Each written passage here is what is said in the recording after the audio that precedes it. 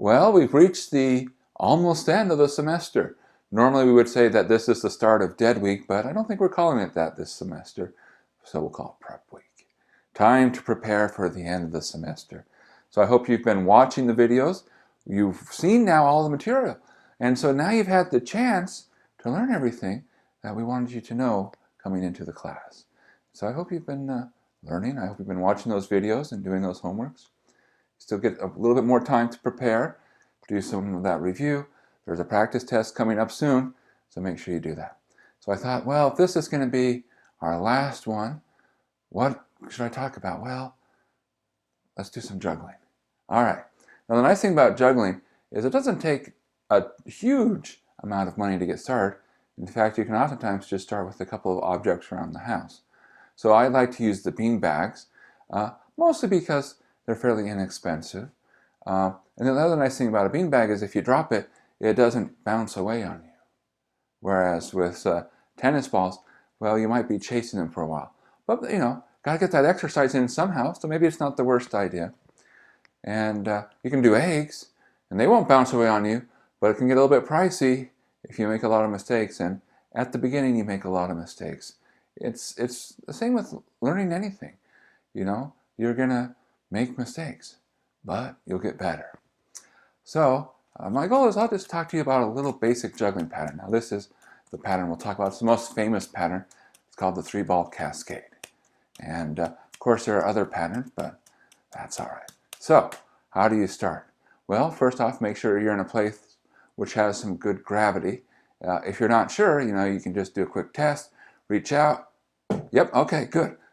We've got our gravity working. Now, if your gravity is not working, then you should move to your nearest celestial body. A planet will be great. In a pinch, a moon will do. All right, so now let's assume that you're just starting fresh. You want to learn to juggle. Well, how do you start? Well, you start with one ball. Oftentimes, you work your way up. Now, how do you do it? Well, the first thing that I learned, there's a great book called The Klutz Book of Juggling. It says, okay, start with this. In other words, you just get used to throwing one ball. Now, this actually is pretty simple to master, and it'll take you almost no time at all. So you quickly want to move to the next step. Now, what's the next step? Is to catch. And all right, that's not so bad. Now, you want to be able to do it from both hands. So, in other words, go back and forth. Ah! Okay, pay attention. All right. Now, what are some things to keep track of? Well, the main thing is consistency.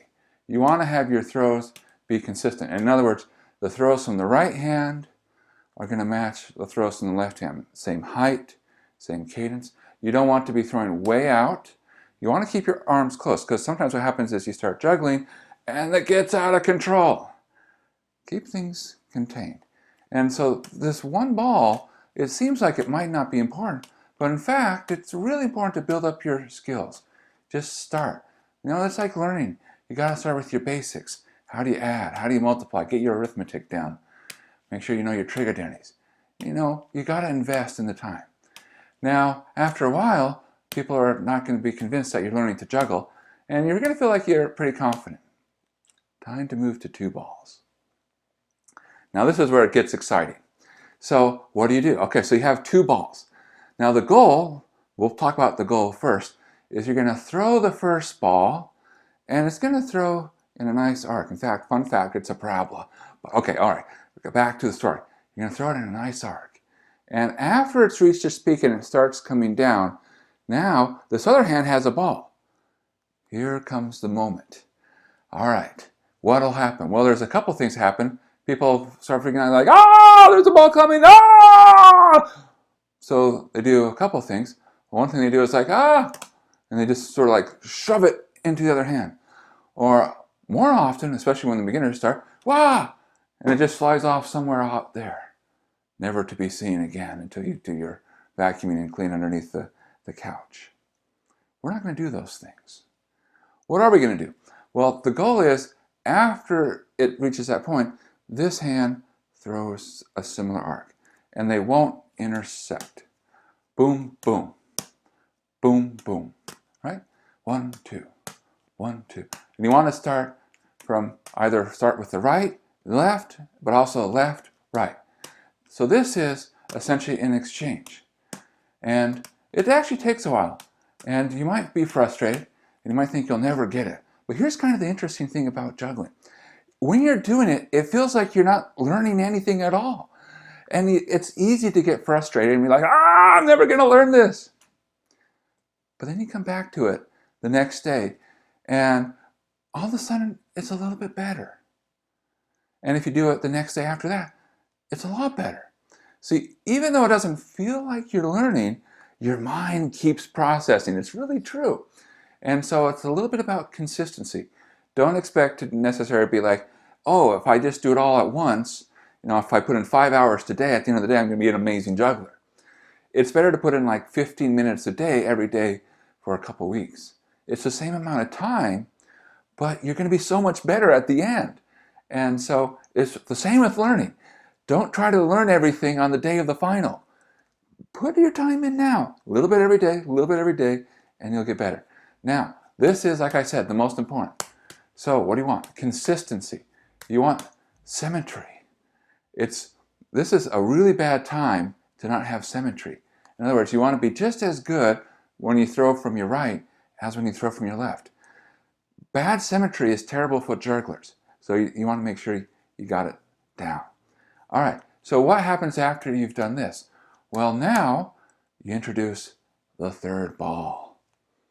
All right, well, so now we have 3 balls. What's going to happen? Well, we're going to just do our pattern.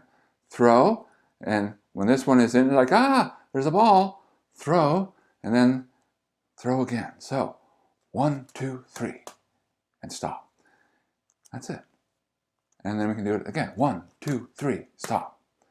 Now I should add that when you're learning to throw, you might be tempted to do tiny little throws down here because they're easy. The problem with throws down here is that they're very short in time. You want to make sure you give yourself enough time. There's this balance that goes on. See, if you do a high throw, that gives you more time. But there's a trade-off, and if you do a high throw, you also need to be more accurate. So there's this sort of dichotomy, 2 things going into play. Time versus accuracy. And you want to have more time, but it's also hard to be more accurate. Well, that means there's something to optimize. Well, good thing we know calculus. It's all about optimization. So usually, they like to say a couple inches above your head. And you don't want to keep following the balls all the way, because otherwise you're going to get some whiplash if you keep doing that. So you want to get comfortable with looking up here where the balls are going to be at their peaks and figuring out, okay, if the ball is here, I know how to place my hand to catch it. So that way you get a nice steady motion. Practice, practice. And you can do it, you can do it. So again, once you have that 2-ball pattern, just start 1, 2, 3. And then induction. There's this idea called induction. Just go up by 1. 1, 2, 3, 4. 1, 2, 3, 4, 5. And then after a while, you can just keep going. And that's it. That's the pattern. And it's practice. It really is. You can learn this. Now, once you have the basics, you can do all sorts of interesting things. So, for example, this is called the 3-ball cascade, but you can also do this. Now, what is this? This is also the 3-ball cascade. But you might say it looks different. Well, that's because we're doing a little bit different throw. Throwing to the inside is how we start, but you can also throw from the outside. And of course, you can occasionally do things like grab something from overhand, or you can throw one way above the other. There's all sorts of interesting things, and that's just one pattern. Of course, there's other patterns. This is the 3-ball shower, and there's the pattern 4-4-1. Now, why is this pattern famous?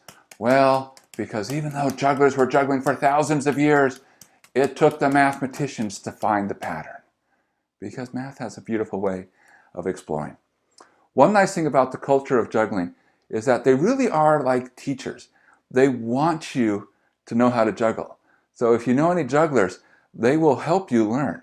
And just like we want you to learn. And we want you to succeed. So let's have a great end of the semester and finish on a really positive note. All right, good luck.